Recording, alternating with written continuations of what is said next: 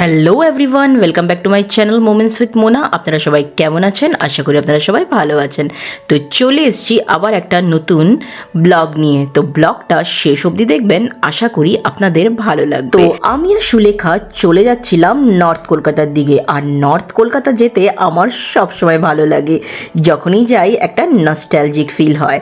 তো আমরা আজকে চলে যাচ্ছিলাম এক বিখ্যাত জায়গায়, আর সেই জায়গায় এক বিখ্যাত মানুষের ঘর রয়েছে। তো চলুন যাওয়া যাক। তো আমরা চলে গেছিলাম মহল হোটেলে, আপনারা মহল রেস্টুরেন্টও বলতে পারেন।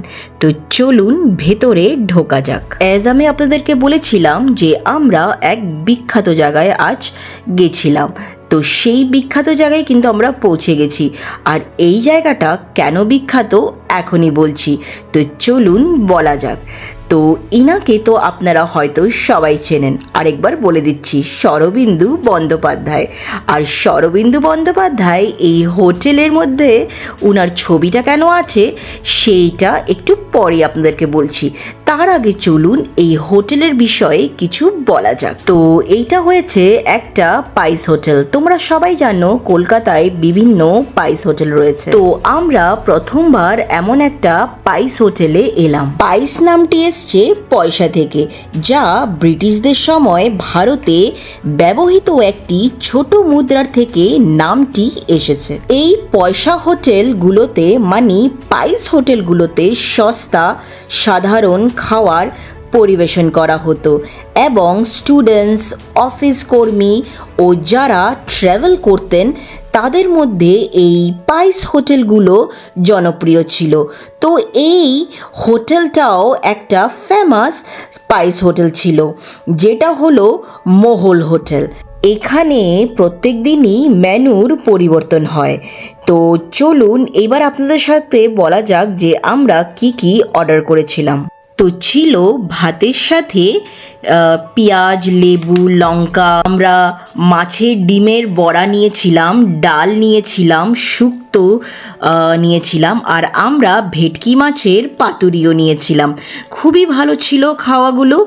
আর শেষ পাতে নিয়েছিলাম আমের চাটনি উইথ পাঁপড়।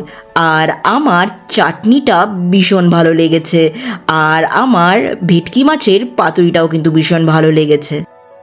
আর হোটেলের ভেতরে যখন খাচ্ছিলাম গরম কিন্তু একটুকু লাগছিল না, কারণ ওপরে কড়িবর্গা থাকার জন্য একদমই প্লেজেন্ট ছিল ভেতরটা।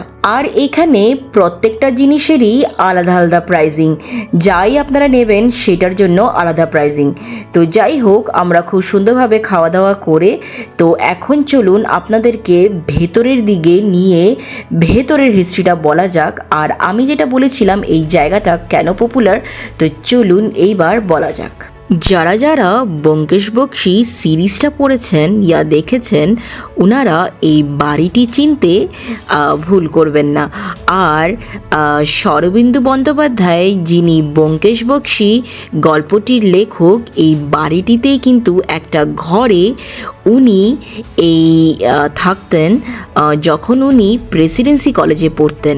আর এই ঘরেই একটা রুমেই বসে কিন্তু উনি ব্যোমকেশ বক্সীর প্রথম গল্পটি লিখেছিলেন, যেই গল্পটির নাম হলো সত্যনিশি। আর সেই গল্পটিতে কিন্তু এই বাড়িটির কথা উল্লেখ করা আছে।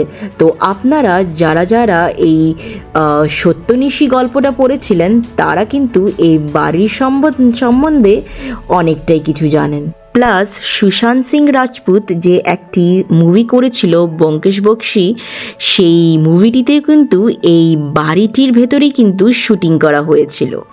আর শরদিন্দু বন্দ্যোপাধ্যায় কিন্তু এই বাড়িটিতেই ওনার ব্যোমকেশ বক্সীর পুরো সিরিজগুলো কিন্তু এই বাড়িটিতেই লেখা উনি শুরু করেছিলেন। আর এই বাড়িটিতে আরেকজন বিখ্যাত মানুষ থাকতেন, যিনার নাম হয়েছে জীবানন্দ দাশ। উনিও হলেন ভারতীয় কবি এবং লেখক। উনিও কিন্তু এই ঘরটিতে একটি উনার পার্মানেন্ট রুম ছিল। উনি যখন কলকাতায় আসতেন তখন উনি এই বাড়িটিতেই থাকতেন। তো এইটা আগে মেস বাড়ির মতনই ছিল। তো বিভিন্ন মানুষ যারা আসতেন এই বাড়িটিতেই কিন্তু থাকতেন, কখনো কখনো আলাদা রুমে থাকতেন, আবার কখনো কখনো রুম শেয়ার করেও থাকতেন। তো শরদিন্দু বন্দ্যোপাধ্যায়ও উনার স্টুডেন্ট লাইফের সময়টা এখানে কাটিয়েছিলেন। বাড়িটির অবস্থা খুবই খারাপ এখন। তো এই বাড়িটির নিচেই মহল রেস্টুরেন্ট করা হয়েছে, যেটি হলো পাইস হোটেল, আর করা হয়েছিল 1991 সালে। সন্দীপ দত্ত এটি করেন। তো এইটা দেখতে পাচ্ছ আগে প্রেসিডেন্সি বোর্ডিং হাউস। তো এইটা অ্যাকচুয়ালি প্রেসিডেন্সি বোর্ডিং হাউসই, এখানে ছাত্ররা আগে থাকতো, এখন মহল ভাতের হোটেল হয়েছে। তো যাই হোক, আজকের মতো এখানেই ব্লগটি শেষ করলাম। তারপরে কিন্তু আমরা আরেকটি জায়গায় গেছিলাম, তো সেই জায়গার ব্লগটা নিয়ে কিন্তু আমি আমার পরের ব্লগে আসব।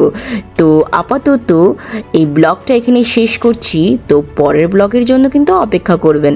তো till then, bye bye, love you all.